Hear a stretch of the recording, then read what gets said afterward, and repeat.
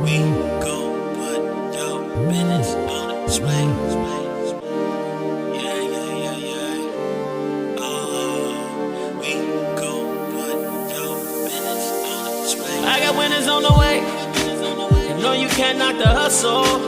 And if you gotta get in place, then we gon' put your business on display. Grab a seat with Nisha for a minute. And if you got the goods, we can talk about your business. She know what it's like to make a move independently. And I don't fake it's like that. We've been trusting God like that. Yeah, yeah, yeah, yeah. Oh, we gon' put your business on display. Happy Wednesday, everybody. Facebook, happy Wednesday. If you are watching this video today, we are Nisha with Nisha's Network, and we are here to talk to Dr. Legend Thurman. And we are super excited about it today. All things veterinarian and animals, and even those who do not have a voice. So she is speaking on behalf. I met this beautiful lady. It's been about a couple months ago, maybe, and on Clubhouse, and I heard her talking. I said, you know what, people need to hear your voice, and so I would like to introduce you to the community that watches Nisha's Network. And so, without further ado, which her name is amazing all by itself. Okay, it sounds like something that should be a book that's on its own, standing on your bookshelf. Legend Thurman. Okay, somebody you should know. So, Legend, welcome to Nisha's Network. Thank you so much for having me. And I love how you are the second person in the matter of weeks who, the fact that I'm in the last final year and a half of my program has already given me the prefix doctor, which is really empowering. Even though we're not quite there yet, but future Dr. Thurman will be here very soon. Yes, you will be here. And you are here because you're doing the work all by yourself right now. So I'm super excited to have you here. And I was telling Legend, so I'm just going to put myself on blast and say that I was saying, so Legend, I saw, that you had, I said, you changed your name. I'm not sure the story. She was like, no, I didn't change my name. We won't go into why, but her name is Legend Thurman. So I want to hear the story of why your mom named you Legend. How amazing and unique is that? It definitely is unique. And in terms of how I got it, so my birth parents actually did not raise me, but the few stories I do have, one of them is how I actually got this name. And what I do know is that my biological parents were living in an apartment at the time. And one day, my mother was in the living room and my father was getting a shower. She yells in, hey, how about the name Legend? Now, at the same time, apparently they were debating on getting a cat. He yells back, sure. He comes out 15 minutes later. So you really like the name Legend? Yeah, I think it's a great name for the cat. I was talking about the baby, and I still ended up being called Legend. It's very short and simple, but I also think it's funny that there was a parallel of the feline species and then my line of work I went into in the long run. So if that wasn't a recollection of what was to come in the future, I don't know what was. I think it was. I think they just called it out. Not only Legend, but they said she's going to be an animal lover. So I'm super excited to have you here. So you're in London, right? I am. And you're in school. So tell us a little bit about how you wound up going to school in London, because you said you're from America. So give us a little background history of just how this all started to unfold, your journey. I can't hear you. I don't know why. No, I can't hear you. Oh my goodness. You went out. The sound went out. Let's see. No, we can't hear you. Okay, what I'm going to do is tell you to log out and log back in and see if it'll come through. Okay? Yes. Whatever you said, I think I heard you. So you guys, if you're watching, we're going to wait on Legend to go out and come back in. So she's going to go out and come back in. And while we're waiting, if you are an animal lover, this is the time to start asking those questions. And Legend is an amazing young lady who is literally a person who actually has a love for the people who have the voice, no voice, not people, for people who don't have a voice, or things that don't have a voice. Let me hear you, Legend. You can't hear you? Can you hear me now? Yes, I can. I don't know why the sound went out, but that's okay. I don't know. Technology in the midst of a pandemic has just been fun. Yes. So give us a little history about your background and how you wound up on this journey. Sure. So like I told you beforehand, I'm from half Pennsylvania and half Washington, D.C. I had family in DC and went to college down there. And I've definitely been one of those people who knew I wanted to go to veterinary school for a long time. So when the time came to apply, a lot of people asked me, did you always know you wanted to study overseas and get an international experience? I always wanted to travel overseas, but the idea had never even entered into my thought process of applying to go to graduate school over there. Now, for a little context for everyone, an average person who applies to veterinary school usually picks about 5 or 6 schools in total. Well, I didn't do that. I was slightly crazy, and I applied to over 20. My credit card was hurting, but I knew that this was my passion You and my purpose. applied for 20 schools? Yeah. Oh my gosh. I knew this is all I wanted to do in the long run. So to me, you can't put a price on that. So when the time came when I was going through the process and going through all the online paperwork, I came across the Royal Veterinary College. I looked at it, and this is literally what I said to myself. This has the word royal in it. It's ranked very high in terms of international rankings. This is not going to happen, but you know what? Let's just throw it in the pile. And that's my only thought process I underwent in terms of making the decision to apply where I ended up. Wow. So several months passed. We go through the paperwork process and the interview stages. And sure enough, the Royal Veterinary College was my first acceptance that I received on Martin Luther King Day, which was very humbling because I was in the car on the way to church with a friend, and I was like, I got into veterinary school. Where? The #1 veterinary school in the world. Wow. I know. Lord God works in mysterious ways. But yes, he does. That's how I ended up with, here's possibly an opportunity. Now, I did get into a few other schools, so I had a decision to make. But when I started to weigh the options, now, yes, ranking's a great thing, but any veterinary institution will give you a good education in the long run. But then I started to look at the other outlets in terms of the fact that I had never traveled across the seas or outside the United States for that matter. And also, I wanted the best type of program that was going to make me the most well-rounded vet possible.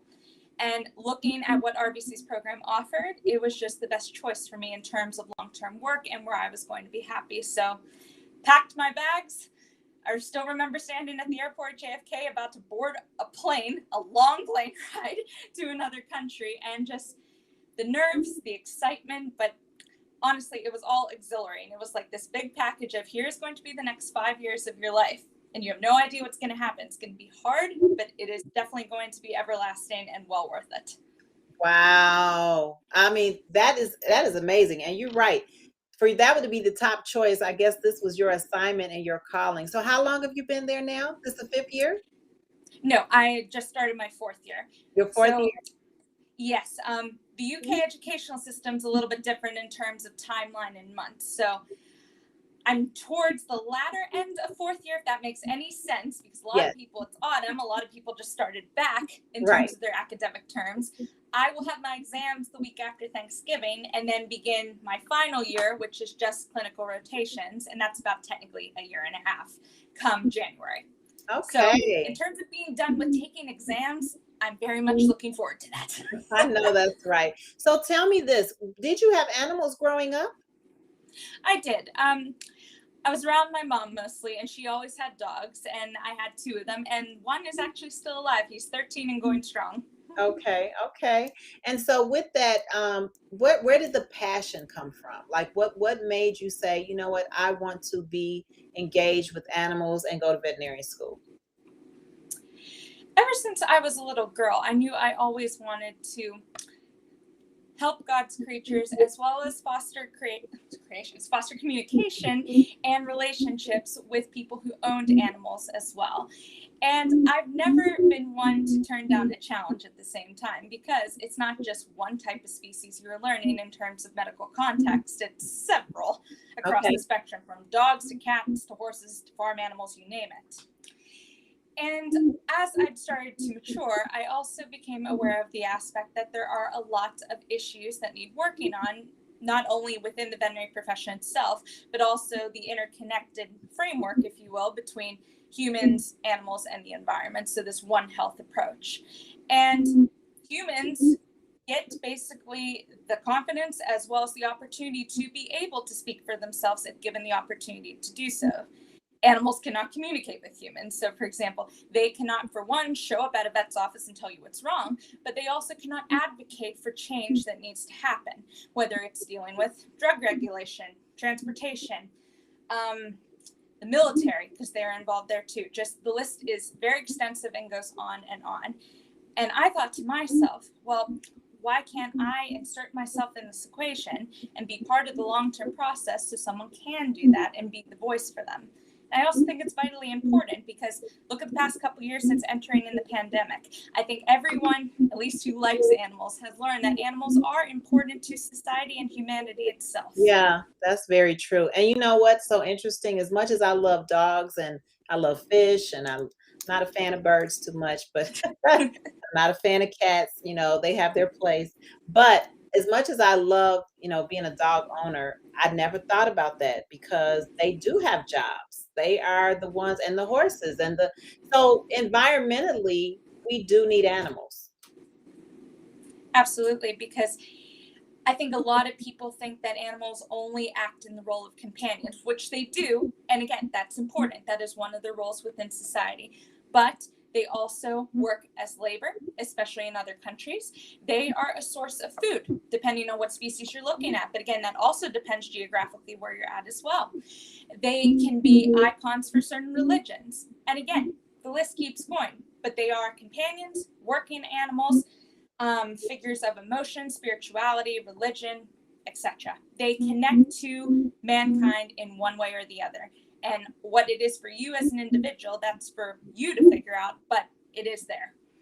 Wow. That brings awareness. And I think that sometimes we just probably, well, I'll say me, probably just forget that aspect of it. Because then when you were talking, I was thinking about how many times that dogs, you know, people that are visually impaired have dogs, and how, you know, just children who have to go to school with them. And so my mind just started going, but there is an awareness that I guess people just have a tendency to overlook. So therein cases why Legend was born. Okay, you guys, one of the reasons that she has been born, to really bring awareness of what the world needs for the in terms of animals.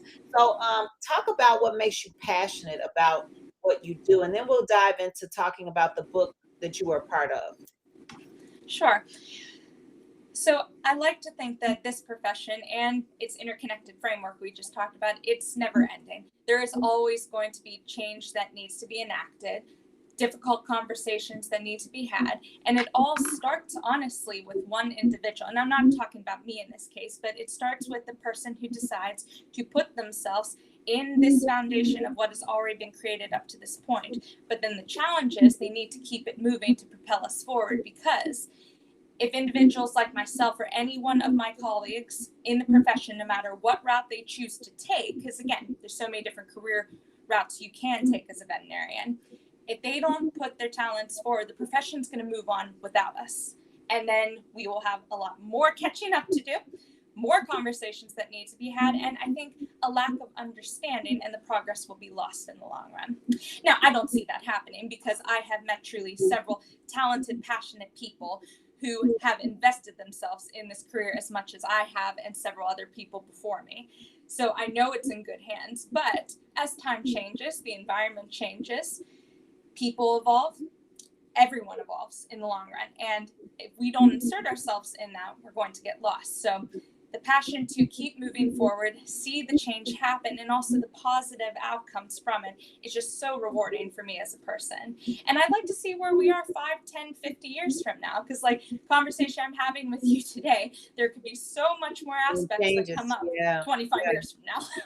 Yeah, so if you guys just joined us, we're talking to Legend Thurman. She is the up-and-coming Dr. Legend Thurman, who is in London right now in school as a veterinary medicine candidate at the Royal Veterinarian College. Okay, I love the fact that her name is Legend and that she's at the Royal Veterinarian College, one of the top veterinary schools in the world. So here's the deal. I know you say your long-term career goals is not just to stand behind the clinics and cater to the animals, but to become a governmental veterinarian. and you're working on legislations and to public policy and advocacy.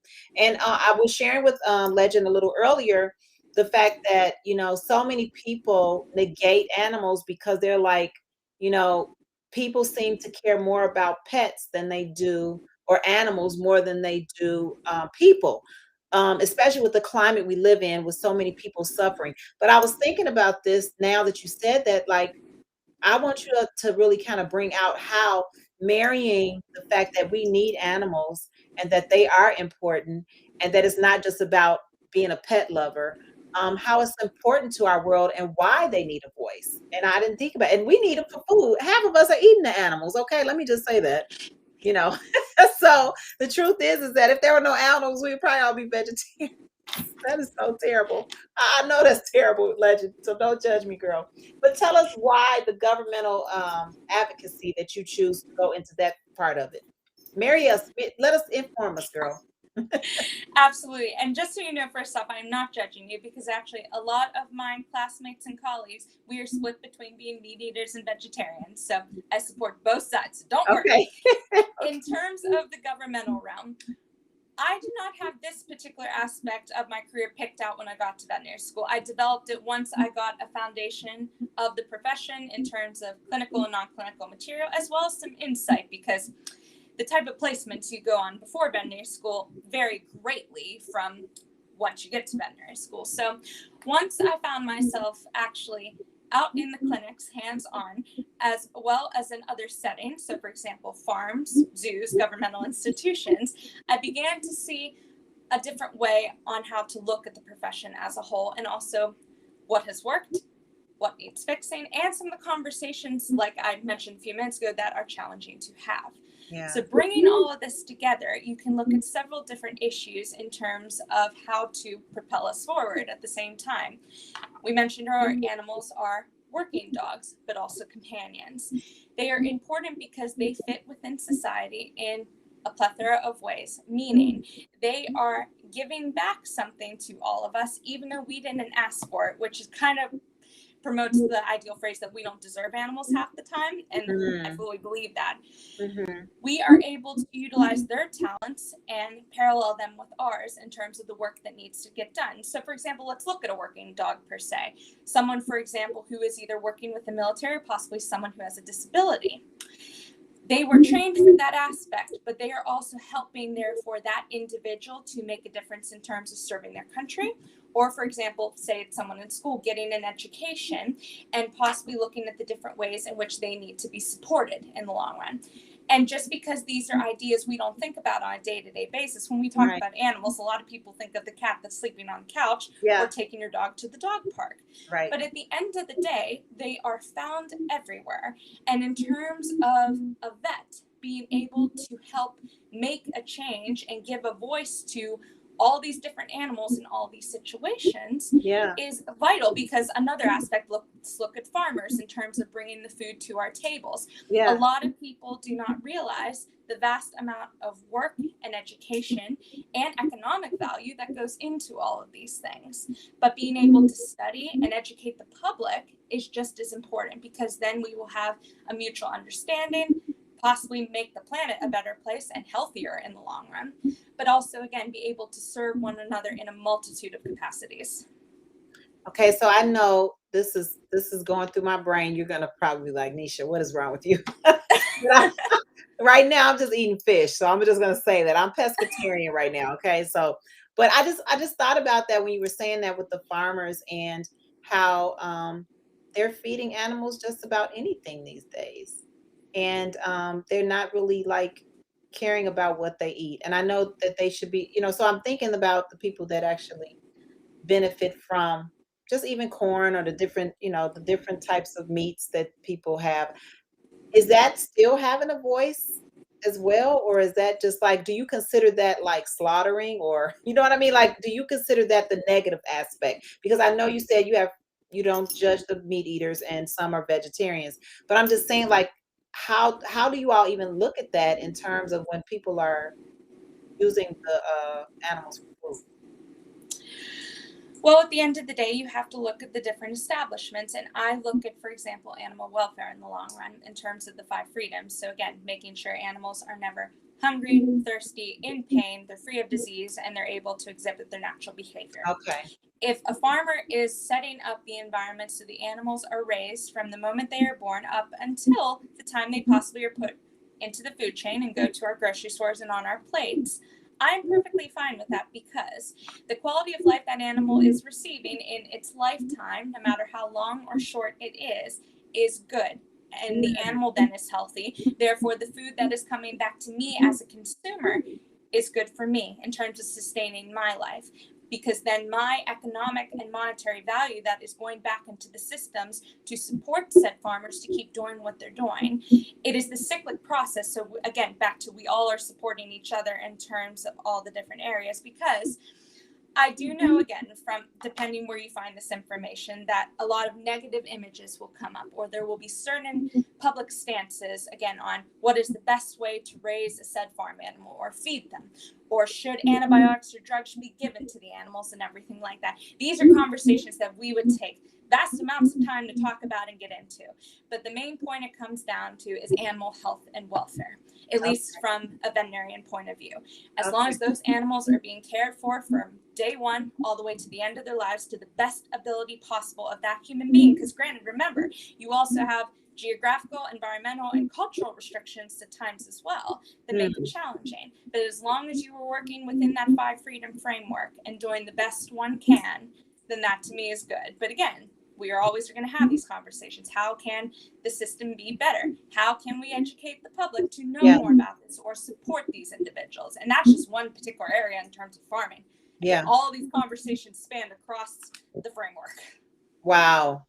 So I want to talk a little bit about, I want to hit into the care of certain animals, just if you're a regular homeowner, pet owner. But I also want to, before I do that, talk about what do people do and how do you all find out about the abuse that for the animals that don't have a voice? How does that even become recognizable?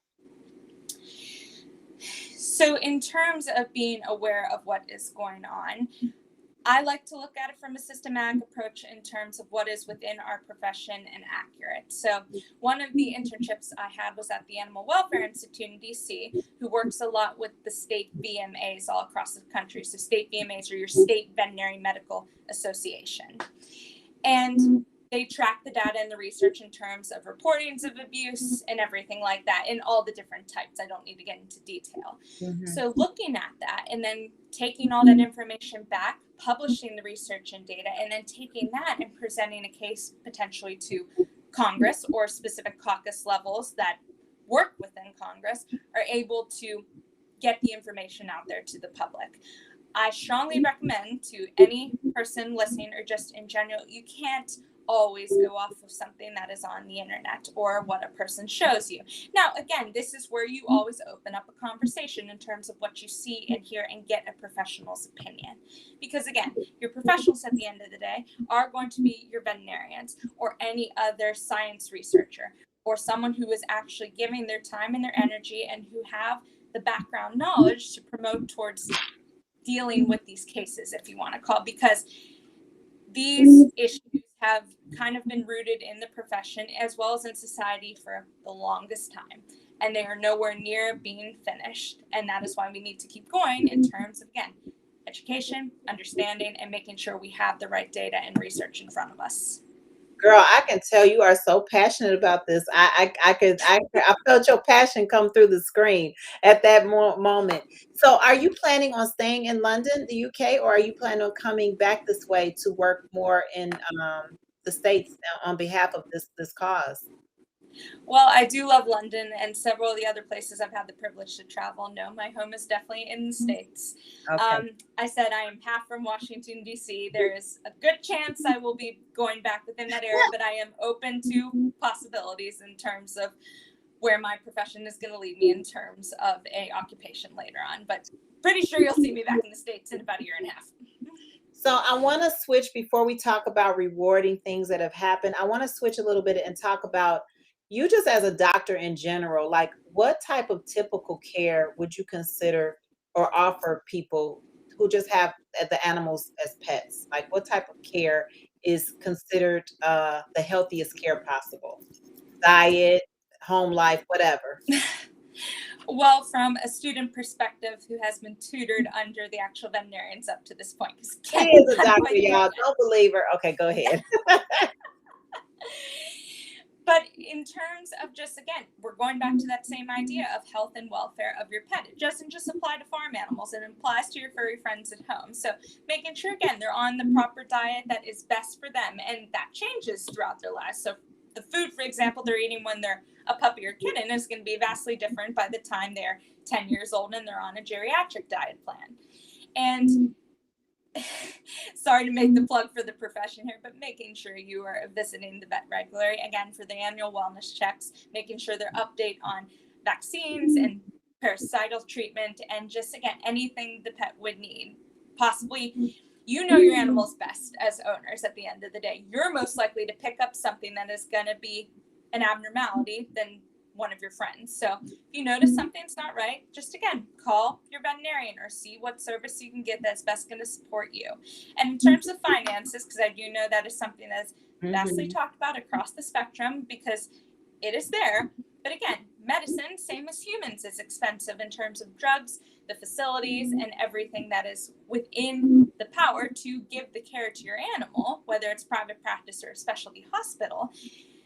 Still being able to, again, support the animal's health and welfare in terms of getting them the care they need, so that way they are maintained and have a good life from the moment they are born up until when their time comes. But that's the best advice I can give without getting too specific, because, again, still student people. Yes, she's a student, but you all can contact her on Instagram, Legend Thurman, because she really has a wealth of information, and she's passionate about this cause and animals. And so I'm really grateful. I see Marilyn said that she's looking forward to having more in-depth conversations with her niece who's in veterinary medicine school. I mean, it really is awareness, because the truth is that I didn't even remember that all the things that animals do, except for how I would have to get up in the morning and walk the dog. I was thinking about, let me tell you the story. I was thinking about, we bought my brother used to breed mastiffs, English mastiffs. And I didn't know they didn't have long life, lifespan.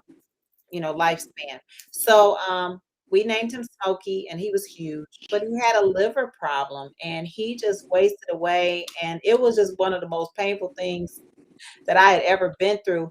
But just, I guess, what would you suggest people to just do their homework in terms of investigating what type of animal to purchase to put in the home? Are there specific animals for specific personality types? That's another thing, because, I love Rottweilers and I love big dogs. I don't like the little fur babies, because they think they own the house. I mean, is that true? Is that I mean, they think they're human. That's what I feel. So give me your take on that.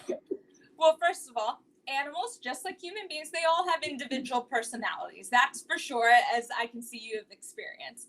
But in terms of, again, what breed is going to be right for you, again, it is doing your homework and your research and talking to a reputable breeder, if that is the route you choose to go on. Being within the profession, I am a huge advocate for, again, adopt, don't shop. However, I'm not putting down the breeding industry. Shop. Wait, hold on. Yes. Let's say that. Adopt, don't shop. So you prefer us to go to the shelters, preferably, and rescue, which I went to a shelter and they still haven't called me back. I don't understand what the problem is. Do they not think I'm a great parent? I don't know. No. But no. Here's the thing.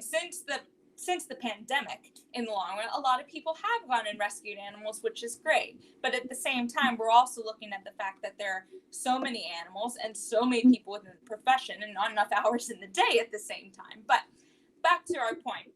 Yes, adopt, don't shop. But for those that do know reputable breeders or have used one for the longest time that works for your family, then that is absolutely fine. Because, again, reputable breeders have done the research, they keep up with their education, and also they have their own vets they use for the mothers and the fathers of the puppies or kittens in the long run as well. So that is one end. Now, in terms of, say you've already made a decision, I've adopted an animal from a shelter, or I now have a new puppy. The idea of choosing which breed to go with, that is a complete individual decision. However, I would look into, for example, the type of life you can provide for the animal in the long run. So, for example, your house. Do you live in an apartment in the big city, or do you live out in the country where you have a couple acres where they can run around? Do your research in terms of the type of breeds, for example, how much exercise they need, their lifespan, like you mentioned. Also, are they known to be good with kids? Or example, if you are adopting, spend some quality time with each animal. And no, they haven't called you back because they don't find you fit to be an owner. They probably are dealing with, again, a lot of people who are deciding to get animals in the long run. But it's not you, I promise. Go bug them again. Trust me, anyone who works for a shelter wants the animals to be adopted. Trust me. So I have so many questions, but we don't have time for that because I want to get up and talking about your current project. But before I do, I wanted to share with you about our little Shih Tzu that was passed down through family. She just passed away yesterday. They had to put her down. She couldn't see. But my daughter says she lived to be 140 in human years. So how many years is that in dog years? I don't even know. So this is a conception, if you say. So for example, animals do not live as long as humans do, and depending on the breed, there's a specific lifespan. But as they get older, we tend to see a lot of the health problems starting to emerge at different ages, again, depending on the breed. But it varies. Some have thought there is one specific statistical equation you can go by, that every 1 year for a human is, one animal, your dog year, is 7 years in a human life, and then it starts to increase as they get older. Again, I do not have that equation memorized because I've seen different cases where, again, a specific breed that was only supposed to live, for example, till they were 12 has defied the odds and had a healthy life for several more years after that. Or there have been tragic cases where you have a young puppy or a young animal and it succumbed to a disease that wasn't even in the radar for that breed. So it is all up to the hands of nature, that specific animal, and what happens in the long run. None of us have that control. All we have as control is to provide a home to any sort of animal that we feel we can give that is best for our family and our location, and doing the best we can up to that point. We are human at the end of the day, so we're not going to be perfect, and giving ourselves the grace to be that way is fine as well, as long as you're trying your best and do the education and research. Do the education and research. So you guys, if you all have joined this conversation, definitely reach out to Legend Thurman. She's amazing. Let's talk about the book that you just were part of. Okay, let's talk. You published. Let's talk about the book you published. What's the name of it? And tell us a little bit about it. So the name of the book is Invisible No More, Invincible Forevermore. And it is a collaboration book of about 29 women from all around the world, different ages, different backgrounds, different walks of life, you name it, they're in there, as well as the struggles they have overcome. And when I say that, one person's struggle is different from the next person's in terms of their journey, on what age they experienced it, the type, etc. There will be stories in there about abuse, self-esteem and confidence, deaths within the family, suicide. The list goes on and on and on. There's this whole idea of how each one of these women has undergone some sort of transformation where they encountered the struggle, but something, someone, or some little seed that was planted inside of them pulled them out and helped them spread their wings, and the lessons that they've learned from that and how it has molded them into who they are today. And my specific section actually does touch on the aspect of self-image, self-esteem, self-confidence, because even though I appear to be this bubbly extrovert, because I know that's how I'm coming across. That is, girl, you have it under control. Come on. I will say I've always, again, had this happiness within me, but that doesn't mean I have not encountered my own difficulties along the way. I very much am a confident person, and it has grown over the years, but I have had my challenges. For example, I've been a plus-size woman for most of my life, and because of the platforms and labels that society has created over our lives, that has made it challenging at points in terms of relationships, how I viewed myself. But finally, within the past few years, I've been able to break free from that and create my own platform. Thank God, and girl, I kind of have made my own saying, if you will, in terms of how I want to live my life. And it definitely is echoed in the book, but I don't mind sharing it with y'all. It is create a platform according to your own terms and dare to lead with grit and grace, becoming a person of value, not simply success. You got to say that again. Say it slower so we can milk it. We can milk it. Come on. Sure. Build your own platform according to your own terms and dare to lead with grit and grace, becoming a person of value, not simply success. Wow, that is so good. Legend, that is so good. That needs to go on a shirt or something. Or you can make you one of those pictures and it can go in stores and people can grab it and hang it up on their wall. That's amazing. That's good. I'm looking forward to purchasing the book. They're going to put the information up on where you can get the book. Is available on Amazon. Say the name of it again. So it's Invisible No More, Invincible Forevermore. And everyone, please don't worry about the monetary price. It's 99 cents for the Kindle version. If you like paperback like me, that option's there too. But all the proceeds are going to Dress for Success. That is our nonprofit foundation that we are supporting through this project. Wow. Wow, wow, wow, wow. That is absolutely amazing. Invisible No More and Invincible Evermore. You can go ahead and Forevermore. forevermore. Okay, correct me, please, Backstream. See, I'm trying to help out and I need to stay in my lane. So, out of all the things that you've learned, what has been the most rewarding in your journey right now? And I love that you said, let me just compliment you that because you're so beautiful and it seems like like I'm looking forward to hearing your story, reading it. But that is so much a blessing and a testament to say, hey, I matter and I am not invisible. God put me on display. Okay, she's here, you guys. God put Legend, first of all, Legend alone on display. So be on the lookout. This is probably the first of many books that she's going to write and produce. So I'm super excited about it. She goes beyond veterinary medicine because she is making people know that they matter and people that don't have a voice. So tell us, out of all the things you've encountered on this journey that God has called you to, what has been the most rewarding? I think it's a culmination of everything we've talked about, because within one's life, you have your personal foundation, your professional foundation, your spiritual, emotional, whatever you want to throw in that list in terms of the specific departments and how you compartmentalize at the end of the day. But for me, my birthday's this Friday, actually. I turned 25. Happy birthday! Thank you. Come on, quarter of a century. But actually, that's exactly what I was about to say. I've been on this planet for a quarter of a century. And I think up to this point, I finally have been able to define my purpose in my life and what I want to do. Now, that doesn't mean it's not going to evolve or change. It certainly will as I mature even further into my life for however long I am meant to be here. But whatever change I can make, even if it affects one person or one animal in the long run, that'll be good enough for me. Just being able to do that in the long run and having the ability to lead with service and just taking the stance to be able to do that and having the privilege to do that in this day and age. There were a long time ago, for example, when women couldn't speak. Women weren't even veterinarians at one point. Vets weren't even in the government realm. So again, just having the blessings to have immersed myself in all of these different areas, as well as work on myself personally, like we mentioned with the book, and foster all these wonderful connections with different people who have their own talents who are going to help make a change. That is just the best thing about life in the long run. For example, talking here today with you, this has been wonderful. I'm so glad. And happy, but you getting so many happy birthdays today. And you're so beautiful. It's such a pleasure to learn from you today.